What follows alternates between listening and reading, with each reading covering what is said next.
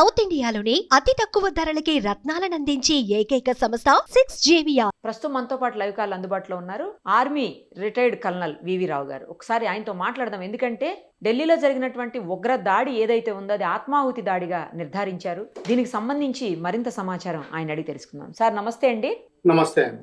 సరే, ఈ దాడి ఏదైతే ఉందో అది ఉగ్రవాద దాడి. దాదాపు 12 మంది చనిపోయారు, చాలా మంది క్షతగాతులు అయ్యారు. అది ఆత్మాహుతి దాడిగా పేర్కొంటున్నారు. ఇంకొకటి, ఆ కారు ఏదైతే ఉందో i10 కారు, ఈ బాంబులు పేలినటువంటి కారు ఏదైతే ఉందో ఆ కారు కూడా పుల్వామాకు సంబంధించినటువంటి ఉమర్ అనే ఒక డాక్టర్గా నిర్ధారించారు. అది ఏంటి సార్, డాక్టర్స్ తమ వృత్తి చేసుకోకుండా ప్రాణాలు కాపాడాల్సినటువంటి డాక్టర్స్, ప్రాణాలు పోసేటువంటి డాక్టర్స్ ప్రాణాలు తీసే దిశగా, తమ ప్రాణాలు కూడా తీసుకునే దిశగా ఎందుకు ఇంత దారుణంగా బిహేవ్ చేస్తున్నారు సార్? అసలు మీరు ఎన్నో సంఘటనలు చూసుంటారు ఆర్మీలో, బట్ ఇలాంటిది ఎప్పుడన్నా చూసారా సార్? చూసామండి. ఎందుకంటే ప్రీ ప్లాన్డ్ గా స్లీపర్ సెల్స్ ని ట్రైనింగ్ చేసేటప్పుడు లాంగ్ టర్మ్ వ్యూస్ తీసుకుంటారు. ఎస్పెషల్లీ జమ్మూ కాశ్మీర్, వెస్ట్ బెంగాల్ ఇటువంటి ఏరియాస్ లో డాక్టర్స్ కి చాలా డిమాండ్ ఉంటుంది. ఎక్కువ మంది డాక్టర్ చదవాలనుకుంటారు. మన ఆంధ్రాలో అయితే ఇంజనీరింగ్ ఎక్కువ చేయాలనుకుంటారు, అక్కడ MBBS ఎక్కువ చేయాలి. ఓకే. వీళ్ళందరూ ప్రైవేట్ యూనివర్సిటీ, ఫరీదాబాద్ లో ఉన్న ఒక ప్రైవేట్ యూనివర్సిటీలో వీళ్ళందరూ చదివారు. వీళ్ళందరూ ఒక గ్రూప్, అంటే ఏంటంటే బహుశా క్లాస్మేట్స్ అయి ఉండొచ్చు, లేకపోతే ఒక బ్యాచ్ కింద ఉన్నారు.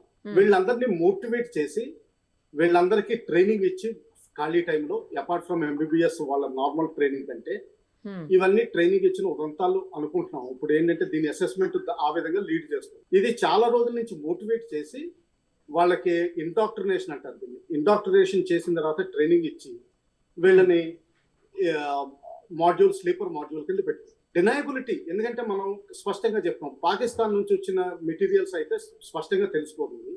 అందుకని లోకల్ గా అమ్మోనియం నైట్రేట్, పొటాషియం నైట్రేట్ ఇవన్నీ ఏంటంటే లోకల్ గ్రూప్ అని చెప్పడానికి పాకిస్తాన్ కి డినయబిలిటీ పెరుగుతుంది. ఇది బై డిజైన్ ప్లాన్ చేసి వాళ్ళని చేయమని ఉంటారు. ఆ విధంగా i20 కార్ లో స్పెషలైజేషన్ కొంచెం ఐడియల్ కార్, ఎందుకంటే పబ్లిక్ లో కలిసిపోతుంది కారు, అంటే రోడ్డు మీద కలిసిపోతుంది. BMW అటువంటి కార్ లాగా స్టాండ్ అవుట్ అవ్వదు. సెకండ్ థింగ్ ఏంటంటే ఇందులో బూట్ పెద్దది, అంటే ఏంటంటే ఎక్కువ లోడ్ చేయొచ్చు సామాన్. తర్వాత దానికి ఈజీగా లోపల నుంచి కూడా యాక్సెసిబిలిటీ ఉంది. కొన్ని కార్స్ లో అయితే లోపల నుంచి యాక్సెసిబిలిటీ చాలా కష్టంగా ఉంటుంది. అంటే ఏంటంటే లాస్ట్ మినిట్ లో డెటనేషన్ కూడా చాలా అడ్వాంటేజెస్. అందుకనే సెకండ్ హ్యాండ్ కార్ కొన్నారు. ముందర నుంచి ఐడియాస్ తోటే ఉన్నారు.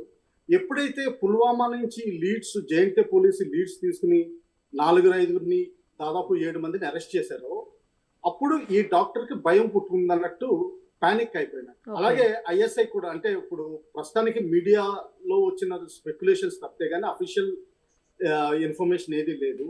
కానీ దీని సిగ్నేచర్ అంతా పాకిస్తాన్ ISIకి వెళ్తుంది విత్ డినయబిలిటీ.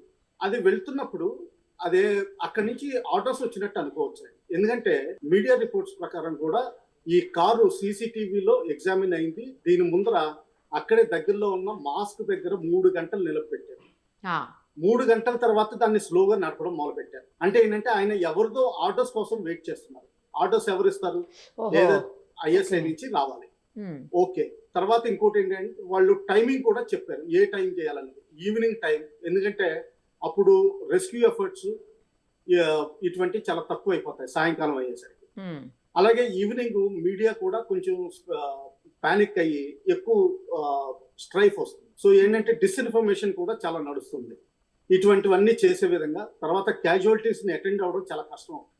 ఈ టైం చూసుకుని వాళ్ళు ఆర్డర్స్ ఇచ్చినట్టున్నారు. ఎందుకంటే ఆల్మోస్ట్ మాడ్యూల్ బ్రేక్ అయిపోయింది. అలాగే గుజరాత్ లో కూడా ఇంకో మాడ్యూల్ బ్రేక్ అయింది. ఇంకా ఎన్ని మాడ్యూల్స్ ఉన్నాయో మనకి ఐడియా లేదు.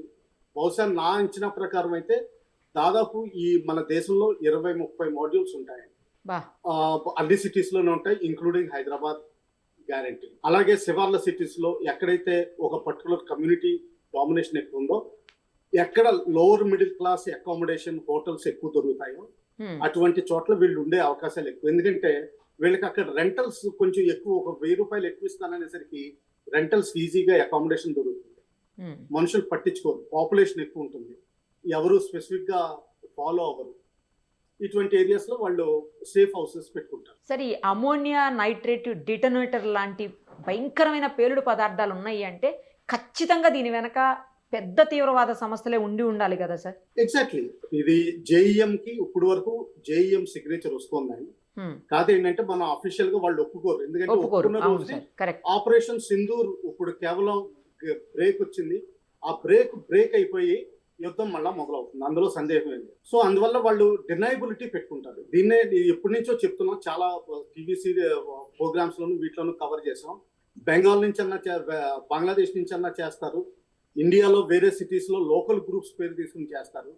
ఇప్పుడు ఇంకా ఏంటంటే ఏ సంస్థ దీనికి క్లెయిమ్ పెట్టలేదు. జనరల్ గా టెర్రర్ గ్రూప్ ఏదైనా సరే వాళ్ళ పాపులారిటీ పెంచుకోవడానికి, రిక్రూట్మెంట్ పెంచుకోవడానికి, రిసోర్సెస్ పెంచుకోవడానికి, ఫైనాన్షియల్ డొనేషన్స్ అడగడానికి పేర్లు అనౌన్స్ చేసుకుంటారు. పాపులారిటీ కోసం అడ్వర్టైజ్మెంట్ ఎలా ఉందో అడ్వర్టైజ్మెంట్ లో వాడుకుంటారు. వీళ్ళు వాడుకోవట్లేదంటే డినైబిలిటీ పెంచుకుంటున్నారు. లోకల్ గా 4-5 డాక్టర్లు కలిపి చేసేసారు అన్నట్టుగా. కానీ ఏంటంటే సిగ్నేచర్ ప్రస్తుతం ఇన్వెస్టిగేషన్స్, దీని తర్వాత ఎనాలిసిస్ ఇవన్నీ జరుగుతాయని కొంత టైం పడుతుంది. అందుకనే బహుశా మోడీ గారు ఈ ఇన్వెస్టిగేషన్ రిపోర్ట్స్ వచ్చేంత వరకు ఆయన ప్లాన్స్ ఏమీ మార్చినట్టు లేరు. మనమేమి ఆలోచించాల్సిన అవసరం లేదు. భూటాన్ ఎంతో టైం పట్టదు, 2 గంటల్లో వెనక్కి వచ్చేస్తారు కావాలంటే. ఈ ఫరీదాబాద్ లో ఉన్నటువంటి అల్ ఫలీహ్ అనే ఒక ఏదైతే యూనివర్సిటీ ఉందో, మెడికల్ యూనివర్సిటీ, దానికి సంబంధించినటువంటి మహిళా డాక్టర్స్ కూడా వాళ్ళ పాత్ర కూడా ఇందులో కీలకంగా ఉందని చెప్పేసి వార్తలు వస్తూ ఉన్నాయి సార్. అంటే మహిళలు కూడా ఇలా మాడ్యూల్గా మారేటువంటి పరిస్థితులు వస్తున్నాయా? బేసికల్లీ మహిళలు ఎప్పుడు ఏ దేశంలో అయినా సరే, ఏ కమ్యూనిటీలో అయినా సరే వాళ్ళ టెండెన్సీ ఒకటే ఉంటుంది, ప్రేమ, అందరూ బాగా బతకాలనే చూస్తారు. నా పర్సనల్ ఎక్స్పీరియన్స్ కూడా జమ్మూ కాశ్మీర్లో ప్రీ ఇన్సర్జెన్సీ రోజుల్లో రన్నింగ్కి వెళ్ళినప్పుడు ముసలి వాళ్ళు ఇంటి దగ్గర ఉన్న వాళ్ళు భోజనానికి పిలిచేవారు. ఎందుకు పరిగెడుతున్నా, అనవసరంగా ఇక్కడ భోజనం చేసి వెళ్ళాను, అందులో డౌట్ ఏం లేదు. కాకపోతే ఏంటంటే ఈ రోజుల్లో కొంతమందిని ఏంటంటే దీన్నే ఇండాక్ట్రినేషన్ ఎఫర్ట్ అంటారు. ఇది ఇండాక్ట్రినేషన్ ఎఫర్ట్ 4-5 సంవత్సరాలు నడుస్తుంది. ఆ ఇండాక్ట్రినేషన్ ఎఫర్ట్ చేసినప్పుడు లేడీస్ అని కాదు, ఎవరైనా లొంగిపోయే అవకాశాలు ఉంటాయి. తర్వాత ఏముంటుందంటే ఇంకోటి ఫ్రెండ్షిప్ సర్కిల్. ఒక్కోసారి ఏమవుతుందంటే ఫ్రెండ్స్ స్ట్రాంగ్ గా ఉన్నప్పుడు వాళ్ళు తప్పులు చేసినా వాళ్ళని ఇగ్నోర్ చేస్తాం. బహుశా ఈ లేడీ ఎంతవరకు ఇన్వాల్వ్ మనకి డెప్త్ తెలియదు. ఇప్పుడు వరకు ఇంట్రాగేషన్ రిపోర్ట్స్ మనకేమి అవుట్ అవ్వలేదు. నిన్న పట్టుబడ్డప్పుడు ఒక AK-47 ఆవిడ కారులో దొరికిందని మీడియా రిపోర్ట్స్ వస్తున్నాయి. బహుశా ఈ మాడ్యూల్ బ్రేక్ అవుతున్నప్పుడు ఆల్రెడీ కబుర్ అంది, అది ఎక్కడో డిస్పోజ్ ఆఫ్ చేద్దామనో లేకపోతే వేరే వాళ్ళకి డెలివరీ చేద్దామనో బహుశా ప్రయత్నం చేసినట్టు అనిపిస్తుంది నాకు. ఇప్పుడు ఎవరైతే ఈ ఉగ్రవాది ఉన్నాడో ఉమర్ అనే అతను జైషే మొహమ్మద్ తీవ్రవాద సంస్థకు చెందినటువంటి ఉగ్రవాదిగా గుర్తించినట్టు పోలీసులు తెలుస్తోంది సార్. గుర్తించినట్టు చెప్పినా గానీ ఇదంతా అన్అఫీషియల్ ఇన్ఫర్మేషన్. పబ్లిక్ బ్రీఫింగ్ అయితే నాకు తెలిసినంత వరకు లాస్ట్ 1 అవర్ ముందర వరకు అవ్వలేదు. అది అయ్యేంత వరకు మనం వేచి చూద్దాం. ఇవన్నీ ఏంటంటే వేరియస్ లోకల్ పోలీస్ రిపోర్ట్స్ అవన్నీ కరెక్టే అవ్వచ్చు, కానీ ఏంటంటే మనం తొందరపడకూడదు. ఎందుకంటే ఒకసారి JEM క్లెయిమ్ చేస్తున్నాయి, ఎందుకంటే ఆయన ఫ్యామిలీ మ్యాక్సిమం డిస్ట్రాయ్ అయ్యారు. ఆపరేషన్ సింధూర్లో మ్యాక్సిమం డిస్ట్రక్షన్ వాళ్ళకి అయింది. సో దానివల్ల ఏంటంటే క్లెయిమ్ కూడా చేస్తారు. ఒక్కోసారి హిజ్బుల్ ముజాహిదీన్ చేసి ఉండొచ్చు, ఎందుకంటే వీళ్ళందరూ పుల్వామా అన్న ఏరియాలో హిజ్బుల్ ముజాహిదీన్ స్ట్రెంత్ చాలా ఉంటుందండి. హిజ్బుల్ ముజాహిదీన్ క్యాడర్స్ కూడా చేసి ఉండొచ్చు, కానీ వాళ్ళు తప్పించుకోవడానికి. ఈ కారు ఉదయం 8 గంటలకే ఢిల్లీలోకి ఎంటర్ అయిందని, 10:30 గంటల పాటు ఢిల్లీ మొత్తం చక్కర్లు కొట్టిందని చెప్పి కూడా పోలీసులు ఇప్పుడు ఇన్ఫర్మేషన్ బయటికి తీశారు సార్. మీరు ఇందాక చెప్పారు కదా, ఒకే ప్లేస్లో దాదాపు 3-3:30 గంటల పాటు ఉంచారు, ఎవరియో ఆర్డర్స్ రావాలి దానికోసం వెయిట్ చేశారు, ఆర్డర్స్ వచ్చిన వెంటనే పేల్ చేశారు అని చెప్పారు. బహుశా అది ఇప్పుడు మీరు చెప్పింది నిజమే కావచ్చు సార్. అంటే నాకున్న ఎక్స్పీరియన్స్ ఏంటంటే ISI నుంచి ఆర్డర్స్ వస్తాయండి స్పెసిఫిక్.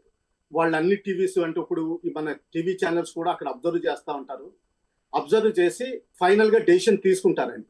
అప్పుడు కోడ్ వర్డ్స్ లో వేరియస్ కంట్రీస్ నుంచి కానీ ఆర్డర్స్ వస్తాయండి. లేకపోతే ఇండియాలో కూడా వాళ్ళ లీడర్ ఉండొచ్చు, ఆర్డర్స్ ఫైనల్ ఆర్డర్స్ వస్తేనే కానీ వాళ్ళు ఏది చేయరండి.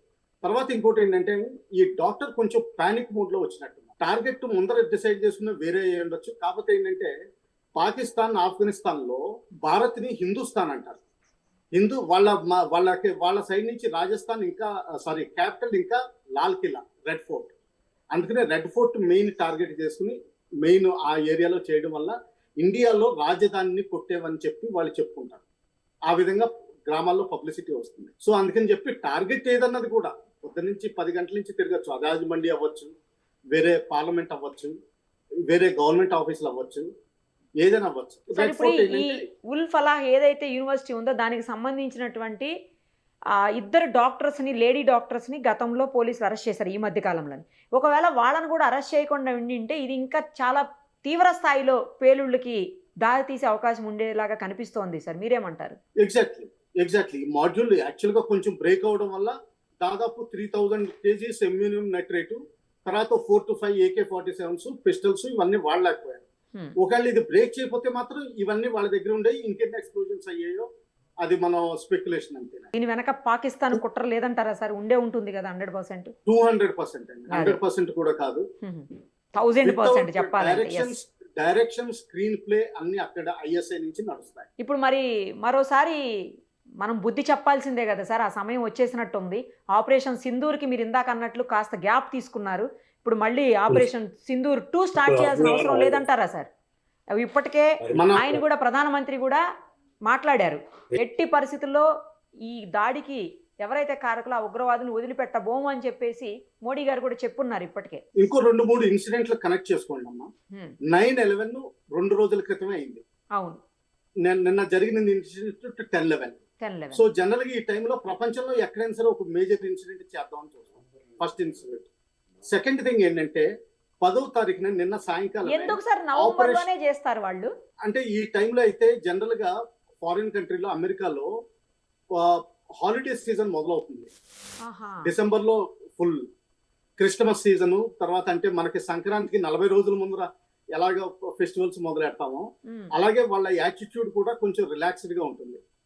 సెకండ్ థింగ్ ఏంటంటే వింటర్ లో మాస్క్ పెట్టుకోవచ్చు, స్వెటర్ వేసుకోవచ్చు, షాల్వా కప్పుకోవచ్చు. మార్నింగ్ ఫాగ్ ఎక్కువ ఉంటుంది, పొల్యూషన్ కూడా ఎక్కువ ఉండి బయటికి రారు మనుషులు, ఎర్లీన్ ద మార్నింగ్ ఇంపాక్ట్ ఎక్కువ ఉంటుంది కాబట్టి. తర్వాత ఏంటంటే డిసెంబర్ నెల వచ్చేసరికి పొలాలు కట్ చేయడం మొదలు పెడతారు. దానివల్ల ఏంటంటే యుద్ధానికి ట్యాంకులు ఇవన్నీ రెక్కి చేయడానికి, డ్రోన్ ద్వారా సామాన్లు డ్రాప్ చేయడానికి ఇదంతా అనువైన సమయం. ఖచ్చితంగా దీనికైతే ప్రతీకారం తీర్చుకోవాల్సిందే సార్, 100% డౌటే లేదు. నేను ప్రతీకారం అన్న వర్డ్ వాడినమ్మా. మనం టెర్రరిజాన్ని కూకటి వేళ్లతోటి పెకలించి వేయాలి, అవి ఇంకా అవ్వలేదు, ట్రై చేయాలి. దానికి అవసరం మనం ప్రతీకారం తీర్చుకోవాల్సిన అవసరం లేదు. కూకటి వేళ్లతోటి పెకలిస్తేనే కానీ ఇటువంటి ఇన్సిడెంట్స్ జరుగుతూనే ఉంటాయి. అది మనం చేయాలి. అదే మనం ఎదురుదాడి చేస్తేనే కదా సార్ వాళ్ళందరినీ పట్టి తీసి బయటపడేయగలుగుతాము. ఎగ్జాక్ట్లీ. ఇప్పుడు పాకిస్తాన్ ISI సపోర్ట్ చేస్తుంది అనుకోండి, ISI హెడ్ క్వార్టర్స్ ని సెంటర్ పాయింట్, ఫోకల్ పాయింట్ అంటాం. అసీం మునీర్ గారిని దెబ్బతీస్తేనే కానీ, ఆయన నిన్న 3వ పాయింట్ చెప్తున్నాను, 2 పాయింట్లు. ఇంకోటి ఆపరేషన్ త్రిశూల్ నిన్నే క్లోజ్ చేయడం జరిగింది. ఇప్పుడు నేవీ అక్కడ యాక్షన్ లో ఇంకా ఉంది నిన్నటి వరకు. ఇప్పుడు బహుశా వెనక్కి వెళ్ళిపోతామని అనుకుంటారు వాళ్ళు, దాన్ని వెళ్లకుండా దాన్ని అక్కడే టెన్షన్ లో పెట్టాలని. అలాగే అసీం మునీర్ గారు సుప్రీం కమాండర్ కింద నిన్న పార్లమెంట్ లో వాళ్ళు కాన్స్టిట్యూషనల్ అమెండ్మెంట్ చేసుకుంటున్నారు. ఆయన మెయిన్ ఫోకల్ పాయింట్. ఆయన్ని తీసేంత వరకు మనకి ఇవన్నీ గత్యంతరాలు తప్పవని చెప్పండి. Thank you sir, thank you so much. మరిన్ని అప్డేట్స్ కోసం నిరుపమ సుమన్ టీవీ ఇన్స్టా పేజ్ని ఫాలో చేయండి. సుమన్ టీవీలో మీ పర్సనల్ అండ్ బిజినెస్ ప్రమోషన్స్ కోసం కింది నెంబర్కి కాంటాక్ట్ చేయండి.